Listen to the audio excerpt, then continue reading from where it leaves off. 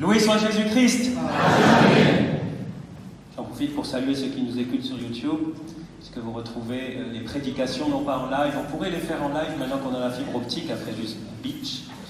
Mais le live le dimanche matin, après les gens ils restent à la maison, ils ne viennent pas à la messe. Alors voilà, par contre on enregistre et vous retrouvez ça sur une chaîne, vous pouvez vous abonner, c'est la chaîne YouTube Fraternité Missionnaire Jean-Paul II, et comme ça dès qu'il y a une nouvelle vidéo, un teaser, une prédication ou autre, eh bien vous pouvez en profiter et aller écouter tranquillement, ou partager même, parce que cette parole de Dieu n'est pas n'importe quelle parole, cette parole qu'on a célébrée d'une façon spéciale dimanche dernier, pour que chaque jour, et spécialement chaque dimanche, cette parole nous nourrisse. Certains peut-être trouvent les homélies très longues à Saint-Roch, ne vous inquiétez pas, ça va s'empirer. Ne vous inquiétez pas.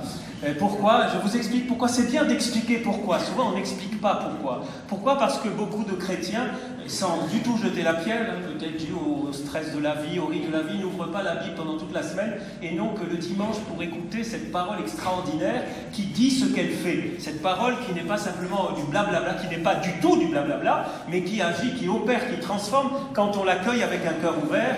Elle produit jusqu'à 100 pour 1, dit la parabole qu'on a écoutée cette semaine. Voilà, mais je ne vais pas m'étendre sur l'importance de la parole. On a beaucoup parlé la semaine dernière. Vous trouvez d'ailleurs, c'est l'homélie la plus longue de l'année, 33 minutes. Vous la trouvez sur YouTube. Alors, une fois n'est pas coutume, j'aimerais partir ce dimanche du psaume. On ne commande jamais les psaumes. Et là, le psaume m'a frappé, un psaume qu'on connaît bien, c'est le psaume 24, et qui pose deux fois la question, qui est ce roi de gloire? Qui donc est ce roi de gloire? C'est une bonne question. Et vous savez, il y a beaucoup d'avantages à lire la parole de Dieu, parce que vous avez les questions et les réponses. Souvent, on a des questions, on n'a pas de réponse. Là, dans la parole de Dieu, vous avez toutes les réponses, au moins essentielles. Pas forcément la recette que vous devez faire à votre mari à midi, j'espère que vous l'avez déjà préparée, parce que la messe finit pas à 11h, mais vous avez les réponses fondamentales et parfois même des réponses très précises pour votre vie. C'est vraiment une parole vivante. Alors Dieu répond dans le même psaume, il pose la question et il répond. Et il répond, c'est le Seigneur, le fort, le vaillant, le Seigneur, le vaillant des combats, c'est le Seigneur Dieu de l'univers. Alors bon, on peut dire c'est pas mal, on a répondu, qui est ce roi de gloire? C'est le Seigneur, le Créateur, je crois en lui, je crois en Dieu, blablabla, mais ça change rien du tout. Parce que vous savez, même les démons croient en Dieu. Donc on peut même être un démon et croire en Dieu. Je ne sais pas, il n'y a pas de démon dans l'assemblée. Mais voilà, donc croire en Dieu c'est très bien. Souvent on se dit, est-ce que vous croyez en Dieu? Mais c'est pas ça qui est le plus important, de croire ou de ne pas croire en Dieu. Et le psaume lui-même va plus loin, et il affirme ceci. Qui est par deux fois, de nouveau par deux fois. Vous savez que quand la parole de Dieu répète, ce n'est pas une erreur grammaticale ou de syntaxe. Souvent en français, quand on fait une répétition, on apprend ça à l'école, vous vous souvenez, votre école un peu, ça fait, c'est pas bien. Non, les enfants ils sont là-bas. On apprend que quand on répète un mot dans la même phrase, c'est pas beau, il faut changer, il faut trouver un synonyme. Quand on écrit, c'est pareil. Et bien dans la Bible, souvent il y a des répétitions, c'est fait exprès pour insister, pour enfoncer le clou. Et par deux fois, il y a eu cette question, qui donc est ce roi de gloire? Qui est ce roi de gloire? Et par deux fois, ce psaume 24 dit qu'il entre le roi de gloire. On peut répéter ensemble? Qu'il entre le roi de gloire. Deux fois. Peut-être justement une fois pour l'écouter, une fois pour le répéter. Qu'il entre le roi de gloire. Qu'il entre le roi de gloire. Magnifique. Mais ce n'est pas encore suffisant. Parce que oui, je crois que Dieu est le roi de gloire, qu'il est le créateur, mais peut-être que je crois qu'en fait, il est le roi dans sa gloire. Beaucoup de personnes croient en Dieu, le seul Dieu, Père, Fils, Saint-Esprit, mais un seul Dieu en trois personnes, mais un Dieu qui est quand même très très loin, perdu dans sa gloire, perdu dans ses nuages, pendant que nous ici, dans la vallée, l'ombre de la mort, dans la vallée de larmes, nous nous débattons au milieu de tant d'épreuves. Alors il faut continuer à écouter le Seigneur, car il faudrait chaque dimanche lire toute la Bible. La messe durait un peu longtemps. Parce que c'est ça le problème de la parole de Dieu, c'est que la parole de Dieu s'éclaire par la parole de Dieu. Quand vous prenez un verset ou un passage, il faudrait aller voir d'autres passages. C'est pour ça qu'on a plusieurs lectures aussi, qui s'éclairent les unes les autres. Et aujourd'hui, nous avons d'autres réponses très très très belles et très fondamentales qui arrivent au concret de nos vies. Parce qu'encore une fois, notre foi n'est pas une histoire de croyance. Je crois pas. Non, c'est une expérience. Je fais même des rimes sans le vouloir. C'est une expérience concrète, c'est une transformation continuelle de notre vie, de jour en jour, et particulièrement de dimanche en dimanche. Notre vie, même si vous n'avez pas l'impression, ceux qui viennent tous les dimanches à la messe, vous vous améliorez de dimanche en dimanche. Vous ne savez pas ça? C'est une bonne nouvelle. Vous vous améliorez. Si du moins vous ouvrez votre cœur et vous faites ce qu'il faut. Après, c'est la grâce de Dieu. Alors, j'en vois certains, ouais, mon père, j'ai pas l'impression de m'améliorer. Et si, pourtant, mais vous en rendez pas compte, heureusement. Parce qu'imaginez qu'on sort de la messe, ouais, je suis plus saint que dimanche dernier. Admirez-moi. Non, c'est les autres qui s'en rendent compte. Et en général, il ne faut pas trop le dire parce que ça peut faire gonfler les chevilles et tomber dans l'orgueil et l'orgueil spirituel. Donc, vous inquiétez pas, pour être canonisé, c'est après votre mort. Donc, on n'en parle pas maintenant. Hein. Donc, alors, qu'est-ce que nous dit la parole? Écoutez, je me permets de citer de nouveau cette deuxième lecture qui est tirée de la lettre aux Hébreux, une très très belle lettre. Puisque les enfants des hommes ont en commun le sang et la chair, Jésus a partagé lui aussi pareille condition. Ainsi, par sa mort, il a pu réduire à l'impuissance celui qui possédait le pouvoir de la mort, c'est-à-dire le diable, et il a rendu libres tous ceux qui, par crainte de la mort, passaient toute leur vie dans une situation d'esclave. C'est génial ce truc-là. Je ne comprends pas que ce n'est pas sur les premières pages de tous les journaux ce matin en ligne, sur Internet. C'est incroyable. Et il dit encore, il lui fallait donc se rendre en tout semblable à ses frères. On parle de Jésus, là. Il s'est rendu en tout semblable à ses frères. Et parce qu'il a souffert jusqu'au bout l'épreuve de sa passion, il est capable de porter secours à ceux qui subissent une épreuve. Qui d'entre nous n'a jamais subi une épreuve? Lève la main. Si vous levez la main, ne vous inquiétez pas, vous en subirez. Eh oui, je ne suis pas pour faire des malheurs, mais dans notre vie, il y a des épreuves. Je ne vous en souhaite pas, le moins possible. Mais nous avons un grand prêtre miséricordieux qui a partagé notre vie, notre condition. C'est ce que nous fêtons depuis Noël, mais pas qu'à Noël. Et on a Noël pour nous rappeler que tous les jours, il nous faut rendre grâce à ce Dieu extraordinaire qui n'est pas justement resté dans ses nuages et dans sa gloire, qui est entré dans le monde, qu'il entre, le roi de gloire. Vous me suivez, c'est bien.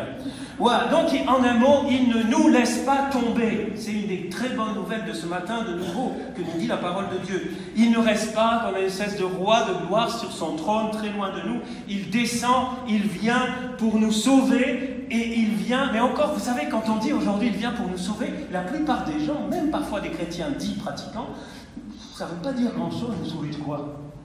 Pas besoin de sauver. Il vient nous rencontrer.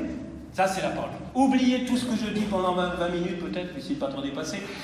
J'ai mis le chrono cette fois-ci, vous inquiétez pas. Mais n'oubliez pas ça. Il vient nous rencontrer. C'est ce que nous fêtons depuis, c'est ce que nos crèches nous disent, pour nous rappeler qu'il est venu, il est descendu, il s'est fait l'un de nous, vrai Dieu, vrai homme. C'est absolument extraordinaire. Écoutez, moi, si je n'étais pas chrétien, je le deviendrais. Non, mais vraiment. Quand vous prenez tous les credos, toutes les foi, toutes les croyances, toutes les religions, et vous analysez de près, même de point de vue intellectuel, mais c'est un truc de dingue. C'est tellement fou que c'est vrai, quoi. Après, il faut la foi pour y croire. Mais déjà, avec notre intelligence, on ne peut pas convaincre quelqu'un de devenir chrétien, mais quand même, un Dieu, comme dit le Père Cantalamessa, qui prêche au pape depuis 40 ans, au pape successif, à la Curie romaine, un super prédicateur qui dit que le christianisme est la seule religion qui dit ce que Dieu fait pour l'homme avant de dire ce que nous devons faire pour Dieu. Et malheureusement, il y a encore dans nos têtes cette histoire une espèce de moralisme, là, de moralisation de la vie chrétienne, où il faut interdit, permis, tout ça. Mais non, bien sûr, il y a des interdits, il y a des permis, il y a des lois, ok. Mais d'abord, c'est Dieu qui nous aime, c'est lui qui a l'initiative. Et c'est ça qui est absolument extraordinaire, c'est ça qu'on fête, et qu'on finit de fêter liturgiquement aujourd'hui d'une façon particulière avec cette fête de la présentation, mais que nous continuerons à fêter un Dieu qui vient nous rencontrer. C'est ce que nous invite à contempler, la belle fête de la présentation. Vous savez, c'est génial cette présentation, il y a la parité, il y a 2 hommes et il y a 2 femmes, et il y a l'enfant Jésus. Vous avez Marie, Joseph, Siméon et Anne. Regardez, c'est en avance sur nous. Voilà. Et chacun est là à son poste, et c'est absolument fantastique. On va y revenir un petit peu quand même à cette fête, parce que j'aimerais insister sur le fait que Dieu vraiment descend et s'occupe de nous. C'est ce que nous dit la lettre aux Hébreux. Il vient pour s'occuper de nous. Il nous aime à la folie. Ce ne sont pas des paroles. Il veut s'occuper de nous. absolument. Dieu nous rejoint dans ces épreuves, c'est absolument extraordinaire. Il vient nous rejoindre là, il a souffert pour ça. Voilà. Donc il nous rejoint, il nous rencontre, à condition que nous le laissions entrer. Qu'il entre, roi, vous avez compris. Et c'est vrai que je me demande souvent pourquoi tant et tant d'hommes et de femmes, et sans aucun jugement, vraiment, quand je dis ça, je dis avec tout l'amour de mon cœur, combien d'hommes et de femmes qui sont baptisés et qui peut-être ont été à l'église et tout, alors pour différentes raisons, parfois à cause de nous les prêtres. Si certains ont été blessés par un prêtre, je vous demande pardon au nom de ce prêtre.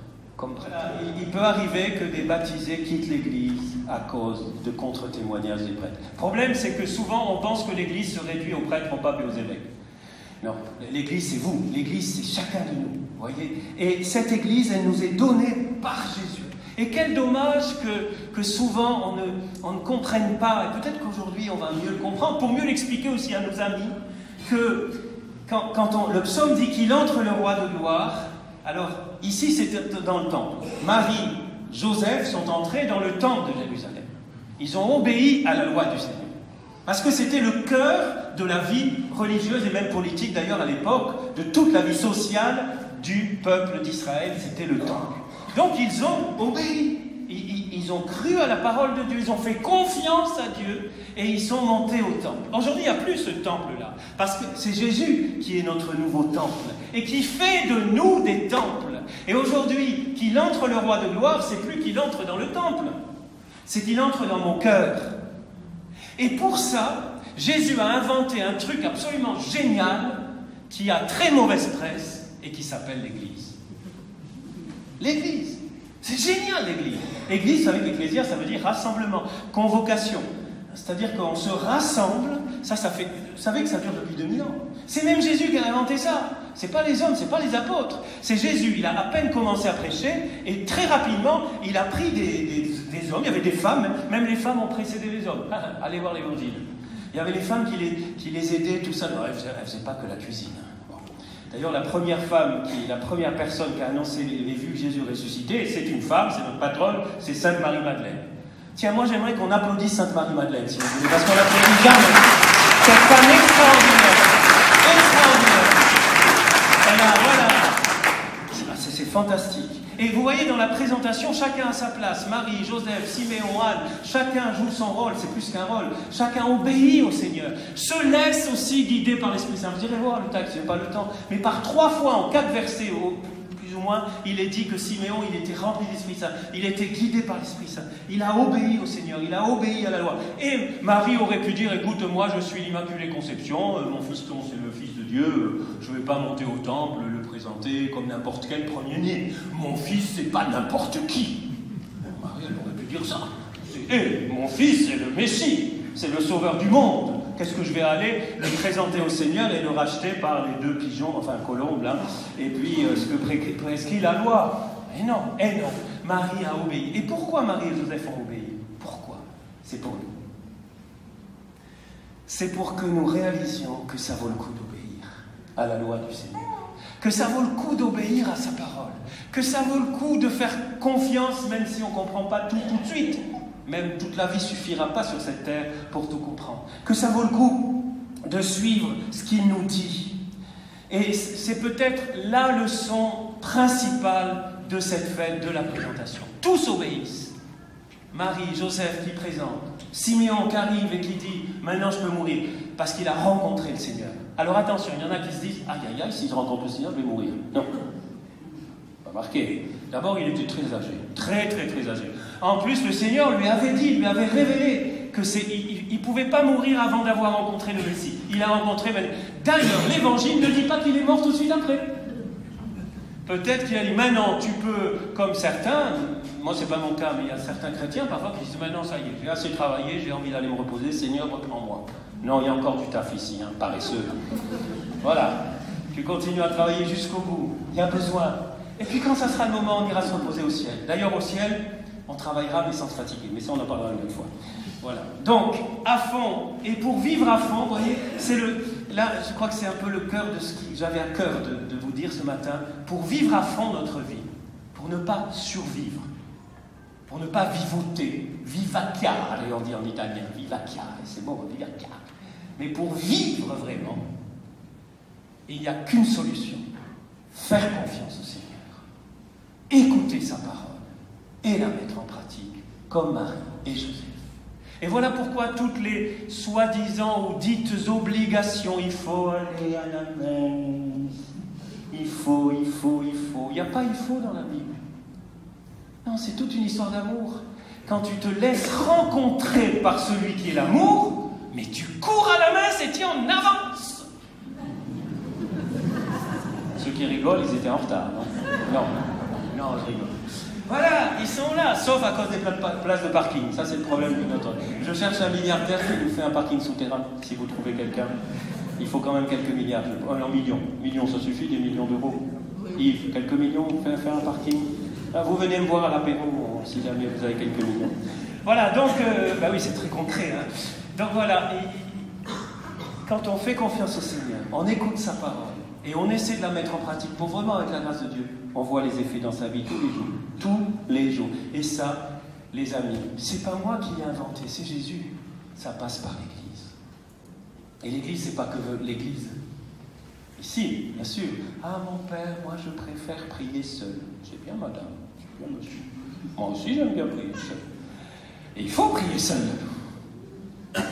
Mais il n'est pas bon que l'homme soit seul.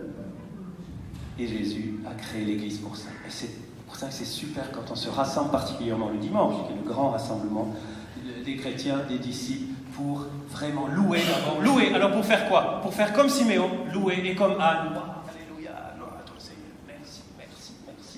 Pendant 1h30, 2h, bientôt 3h à Saint-Roch, merci. Wow, 1 heure après la messe, un jour ça arrivera. 1 heure de louange après la messe, 1 heure avant la messe, tout. Après, on mange 10 minutes. Voilà. Et on va faire une balade dans les stérelles. Et voilà, ça c'est un dimanche. Ah, c'est un dimanche bien rempli. Et puis, faire comme Anne. Et je finirai par cela, parce que je suis presque à 20 minutes. Et puis, surtout, Ninon, elle a envie d'être baptisée. Eh bien, Anne, qu'est-ce qu'il est écrit de Anne? Vous avez vu qu'est-ce qu'il est écrit de Anne? Survenant à cette heure même, elle proclamait louange de Dieu et parlait de l'enfant à tous ceux qui attendaient la délivrance de Jérusalem. Louange, témoignage. Elle était tellement... Vous avez vu que ils sont enthousiastes tous les deux. Ils n'ont pas 20 ans. Hein. L'enthousiasme, c'est pas une histoire d'âge. Hein. Moi, je connais des jeunes vieux et des vieux jeunes. Des jeunes blasés, bof, vous savez, les jeunes bof. Et puis des mamies de 90 ans. Comme ça à l'église, et qui évangélisent, qui vont annoncer, qui vont inviter, qui cassent les pieds à leur famille. Venez à la messe, venez à Saint-Roch, c'est génial. Pas qu'à Saint-Roch, non, c'est pas. Voilà, donc Marie, Joseph, Siméon, Anne ont obéi au Seigneur en ce jour béni. Je ne vais pas dire, souvent quand on finit l'homélie, on dit, j'ai failli dire, je ne vais pas le dire, prions pour que. Ça c'est une formule parce qu'on ne sait pas comment finir l'homélie. Prions pour que. Pas. Bien sûr qu'on a besoin de la grâce de Dieu. Mais moi je vous dis, décidons-nous. Vous croyez que Anne, elle était en extase pendant 60 ans, là, je ne sais pas, je n'ai pas calculé, mais enfin, elle a passé quelques dizaines d'années dans le nirvana. Non. Son cœur a été touché parce qu'elle a rencontré le Seigneur. Et à partir de cette rencontre, elle a décidé de lui obéir, de lui être fidèle, et elle est restée dans le temps. Alors, restez pas jour et nuit dans l'église, là, on va faire ce soir. Mais voilà, ça c'était sa vocation spéciale. Mais voilà, il y a ces rencontres, et ces rencontres, c'est pas qu'une rencontre. Nous allons de rencontre en rencontre. Et rencontre, plus rencontre, plus rencontre, plus rencontre, ça donne une relation. Et ça, d'ailleurs, c'est le mot religion, c'est relation. Rencontre, plus rencontre, relation. Et relation toujours plus profonde, toujours plus profonde, toujours plus, waouh, et le cœur s'enflamme. Et vous devenez des pyromanes de la rencontre. Des pyromanes de l'amour, et vous donnez envie aux autres. Mais pourquoi t'es joyeux comme ça avec toutes les tuiles qui tombent dessus? Mais qu'est-ce qui se passe que malgré les épreuves, t'es en paix, mais j'aimerais être comme toi. Eh bien, viens au Seigneur, viens à l'église. Conseil Saint-Roch, mais il y a d'autres églises qui sont super. Voilà, peu importe l'église. Mais viens, enfin, que ce soit une vraie église sérieuse et chrétienne et tout, hein, bon, pas n'importe quoi. Et viens, ouvre ton cœur, ouvre la Bible. Tiens, voilà un petit évangile. Et bien Anne, c'est exactement ce qu'elle a fait.